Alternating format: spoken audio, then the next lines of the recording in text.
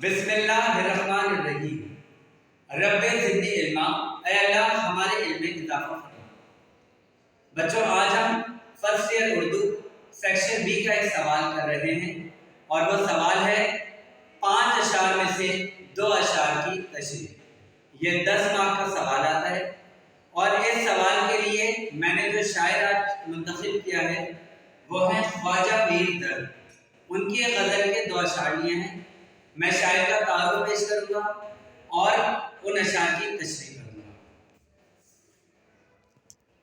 ہے خوف اگر جی میں تو ہے تیرے غضب کا، اور دل میں بھروسہ ہے تو ہے تیرے کرم کا۔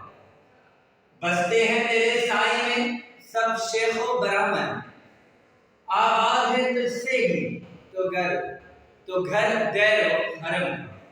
یہ 2 اشعار میں نے لیے ہیں۔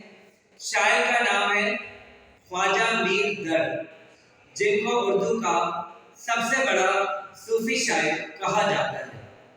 تردامنی پہ شیخ ہماری نہ جائیو، تردامنی پہ شیخ ہماری نہ جائیو، دامن نچوڑ دے تو فرشتے وضو کریں۔ بڑا خوبصورت شعر ہے جو کہ ظاہر کرتا ہے کہ صوفی ازم کی طرف ان کا کتنا دھیان ہے۔ ان کی پیدائش ہے 1720 دہلی میں، وفات ہے جنوری 1785 دہلی میں۔ تصانیف ان کی جو کتابیں ہیں نالہ درد، آہ سرد، شمع محفل، واقعات درد، دیوان درد اردو، دیوان درد فارسی، اور آپ کی سب سے بڑی پہچان ہے کہ آپ صوفی شاعر ہیں۔ آپ کی شاعری میں عشق حقیقی کے ساتھ ساتھ عشق مجازی بھی نظر آتا ہے۔ پہلا شعر ہے خوف اگر جی میں تو ہے تیرے غضب کا، اور دل میں بھروسہ ہے تو ہے تیرے کرم کا۔ خواجہ میر درد نے بڑے خوبصورت انداز میں انسان کی سوچ کو پیش کیا ہے کہ اگر انسان کے اندر 2 سوچیں ہوں، یعنی خوف ہو تو اللہ کے عذاب کا اور امید ہو تو اللہ کے کرم کی، تو انسان بہترین انداز میں زندگی گزار سکتا ہے۔ جب اس کے دل میں اللہ کا خوف ہوتا ہے تو پھر دنیا کا ڈر اس کے دل سے ختم ہو جاتا ہے، اور جب اس کے دل میں اللہ کے کرم کی امید ہوتی ہے تو دنیا کی کوئی مایوسی، کوئی پریشانی اس کو افسردہ، اس کو اداس نہیں کر سکتی۔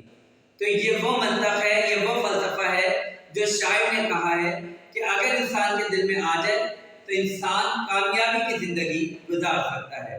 انسان کے دل سے مال، دولت، اولاد، جائیداد، جان سب کا خوف ختم ہو جاتا ہے اور وہ اللہ کی رضا میں راضی رہتا ہے۔ دوسرا شعر ہے بستے ہیں تیرے سائے میں سب شیخ و برہمن، آباد ہے تجھ سے ہی تو گھر دیر و حرم کا۔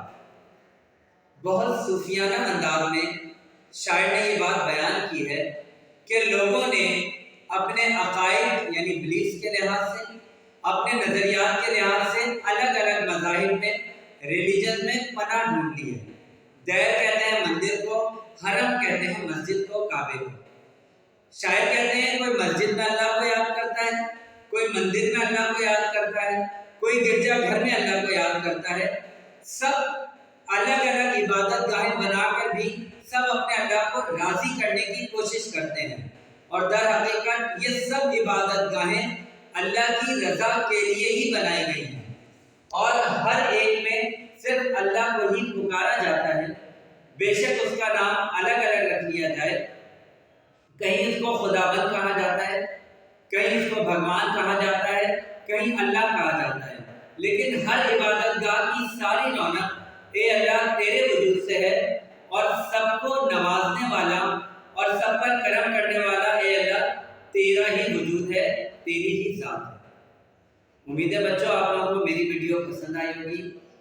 اپنی رائے سے ضرور آگاہ کیجیے۔